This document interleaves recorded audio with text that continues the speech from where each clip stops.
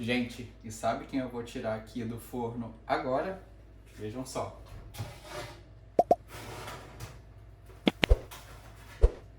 Quem é? É a Chipa, prima do pão de queijo. Vamos aprender a fazer? Vem comigo. Então vamos já colocar o nosso polvilho na nossa tigela. Ideal para essa receita, pessoal, é que seja uma tigela grande, uma tigela maior, para que facilite a gente a misturar, mexer todos os nossos ingredientes. A gente começa aqui com nossos ingredientes secos, então começando com o nosso polvilho doce. Não é o polvilho azedo, hein, pessoal? Polvilho azedo a gente utiliza normalmente quando a gente vai fazer o pão de queijo. Então, seguindo aqui com a nossa receita, a gente vai adicionar agora o nosso queijo. E o queijo, nesse caso aqui, pessoal, nós estamos utilizando 400 gramas de queijo meia cura, que equivale também a 6 xícaras de queijo meia cura, ok? A gente vai utilizar, na verdade, agora misturar bem esses ingredientes secos.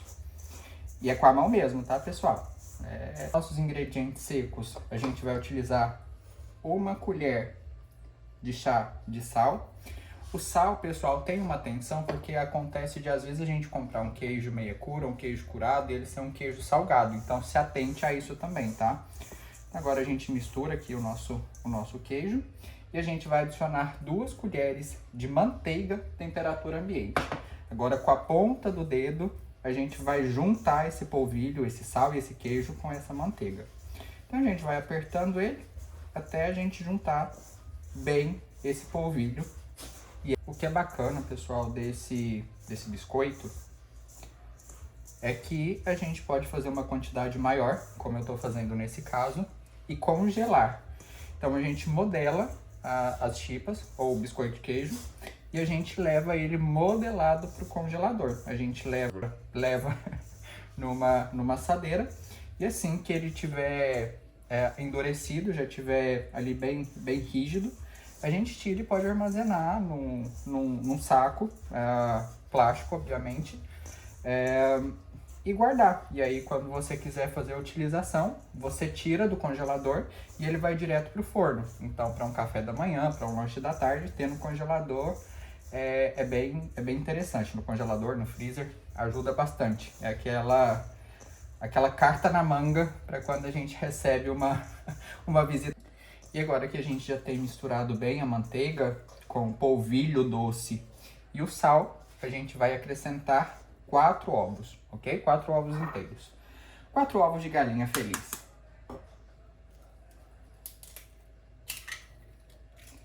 Eu prefiro, galera, o ovo caipira, porque a gema é mais amarelinha e ele fica com a cor mais bonita. Eu acho que o sabor fica melhor também, tá? Então vamos lá. Sempre quebrar crebar é ótimo, né? Crebar numa tigela à parte, apesar desses ovos serem novos, a gente nunca sabe, né?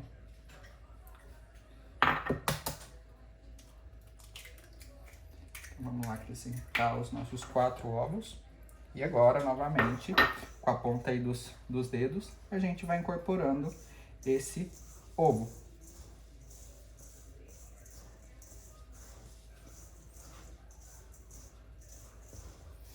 Para a sua vasilha não ficar sambando muito na sua bancada, galera, basta colocar um pano de prato por baixo da sua tigela, do seu refratário, que ajuda, tá? A gente vai incorporar, já vejam que ela começa a ter uma formação de massa. Ai, o cheiro do polvilho é tão bom, gosto tanto disso. Ah, importante, gente, que eu esqueci. O forno precisa estar pré-aquecido a 200 graus, tá? Eu esqueci de fazer isso, já vou fazer agora. 200 graus, já deixa ele aqui no ponto.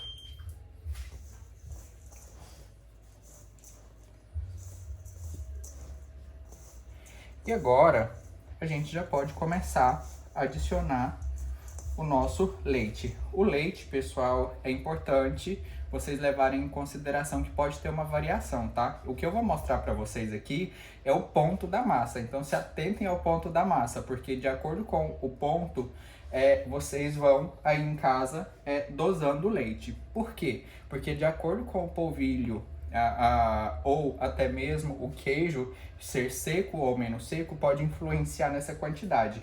Aqui eu tenho um total de 2 xícaras, mas pode ser que eu utilize menos do que isso, tá? Então se atentem ao ponto da massa, porque aí em casa quando vocês fizerem e tiverem esse ponto que eu vou mostrar pra vocês, é o suficiente, ok? E agora a gente começa a adicionar o nosso leite. A gente faz um buraquinho aqui no meio da massa, assim como eu fiz com os ovos.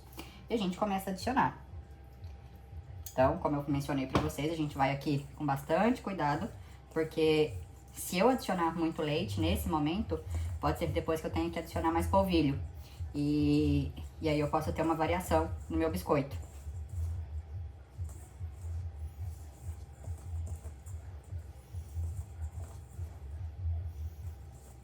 Ó, vejam, pessoal, que a gente já tem uma massa aqui, começando a ter segmento daquela formação inicial. Porém, a gente vê ainda que tá bastante seca. Então, vou adicionar mais leite.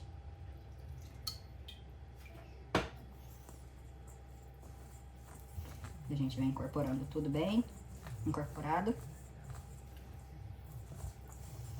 E aqui ela já vai começando a ficar mais difícil de moldar.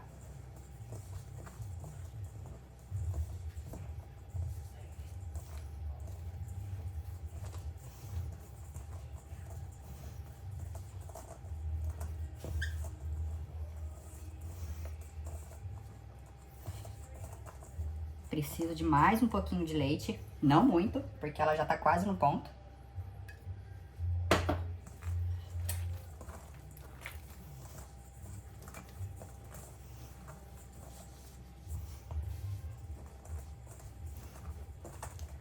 Ai, o cheiro do queijo com polvilho. Galera, se vocês pudessem sentir o quanto isso é bom.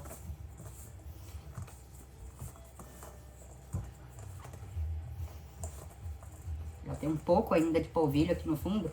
Então ainda vamos mais um pouquinho de leite. A gente começa a mexer, pega todos os grãozinhos de polvilho ali no fundo.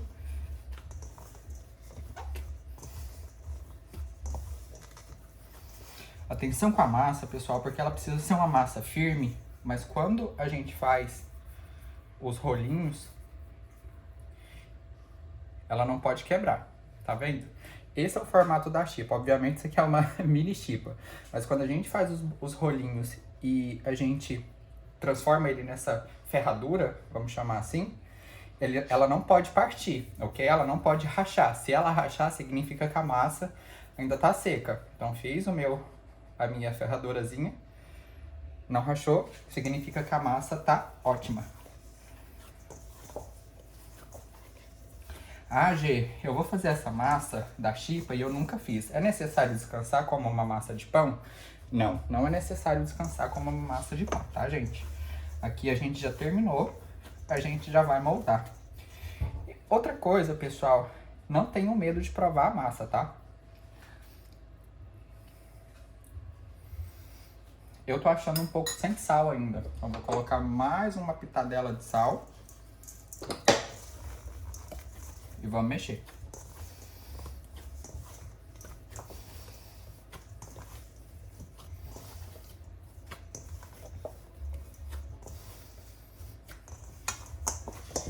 Ó, gente, então a massa, você consegue tirar ela toda da sua tigela. A gente já tem uma massa bastante bonita aqui. Então a gente já vai conseguir moldar a nossa chipa. Como eu falei pra vocês, o teste é: enrola a nossa chipa, a gente faz uma minhoquinha e a gente vai transformar essa minhoquinha numa ferradura. Fez a ferradura, ela não rachou, tá ótima. Então aqui a gente já tá com a nossa massa pronta. O único trabalho praticamente é a massa, mas de toda forma é uma receita muito fácil, muito prática de fazer. Diferente do pão de queijo, eu acho menos difícil a probabilidade de dar ruim. Porque o pão de queijo, às vezes, como a gente faz um escaldado antes, minha mãe, por exemplo, faz um pão de queijo maravilhoso. O pão de queijo dela é incrível, eu nunca consegui fazer igual. Mesmo vendo todo o passo a passo que ela faz desde criança, eu nunca consegui replicar. Então, por isso que eu falo que a chipa ou biscoito de queijo, enfim, depende de onde você estiver aí no Brasil, ela é muito mais fácil, no meu ponto de vista, de você fazer. É mais difícil ter erro. Então agora eu só vou arrumar a nossa bancada e a gente já aqui volta pra gente poder concluir as nossas chipas e levá-las pro forno. Ô, galera, daquilo que eu falei pra vocês sobre o leite, olha só o tantinho de nada que sobrou. Eu não vou colocar esse restinho aqui na minha massa, porque senão ela vai ficar líquida, que é o que a gente falou. Então aqui foi 2 xícaras, mas, aliás, menos do que 2 xícaras um pouquinho, tá? Então se atentem a isso, porque esse restinho de leite aqui poderia fazer com que a minha massa ela ficasse mais mole. E agora a gente vai moldar as nossas chipas. Então vou pegar aqui para fazer umas bolinhas do mesmo tamanho. Se quiser, você pode utilizar a bancada também. Você pode enrolar ela, porque essa massa ela não gruda. Então, vamos fazer a nossa bolinha. Agora a gente abre essa bolinha. E a gente vai fazer a nossa... Lá em Goiás, pessoal, tem uma mania de fazer uma marcação com o garfo aqui no fundo. Eu não sei se na região de vocês as pessoas têm essa mania também. Então, vamos lá para a nossa primeira, que já está pronta. Olha como fica bonitinha. Vamos colocar na nossa forma. Então, peguei. Para você que nunca fez, enrola. A gente faz uma bolinha primeiro. E agora a gente abre a nossa bolinha. E agora a gente faz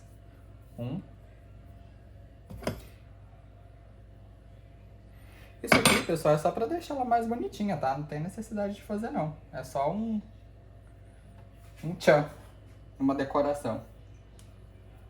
De novo, bolinha. Enrola sua bolinha. Faz uma minhoquinha. Lembrando da dica inicial, galera. Se você fizer a ferradura e ela rachar, a massa ainda tá seca. Ainda precisa de um pouquinho mais de leite.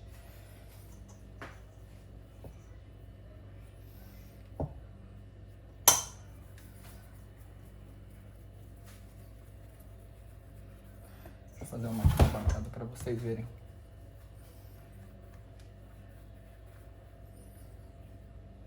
E fez a ferradura. Na bancada você acaba conseguindo trabalhar até mais rápido, tá, galera? Então, pegou, bolinha, enrolou, bancada limpa, obviamente.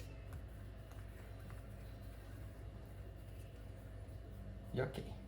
Essa aqui ficou maior que as outras. Vamos diminuir essa chipa, senão vai ficar desigual.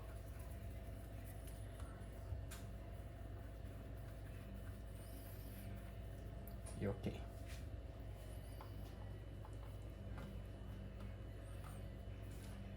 Vamos terminar de enrolar tudo agora. Gente, é muito rápido para vocês moldarem, tá? Eu não gastei 10 minutos para fazer essa forma toda. Então, já vou colocar aqui a nossa última chipa. Eu coloquei elas mais próximas assim na forma porque ela não cresce tanto. Vou levar pro forno agora, galera. O forno a 200 graus, já pré-aquecido, ok? E essa chipa, ela vai ficar no nosso forno, são mais ou menos 15 a 20 minutos. E aí vai depender muito do teu forno, tá? Então o meu forno ele tem uma potência maior, eu vou deixar 15 minutos. Vou olhar se tá no ponto que eu quero, que ela douradinha, crocante e macia. Então se você olhar no seu forno e ela ainda estiver branca, triste, apática, pode deixá-la um pouquinho mais. Então varia de forno para forno, mas mais ou menos 15 a 20 minutos a 200 graus. E eu já volto com o resultado final para vocês. Gente, chegou aquela hora, eu vou deixar vocês aí em casa tudo na vontade. Ó. E ficou pronta a nossa chipa. Eu gosto dela assim, um pouco mais dourada. Eu adoro ela crocantezinha assim, ó. Agora a gente dá uma mordidinha pra ver como é que ficou.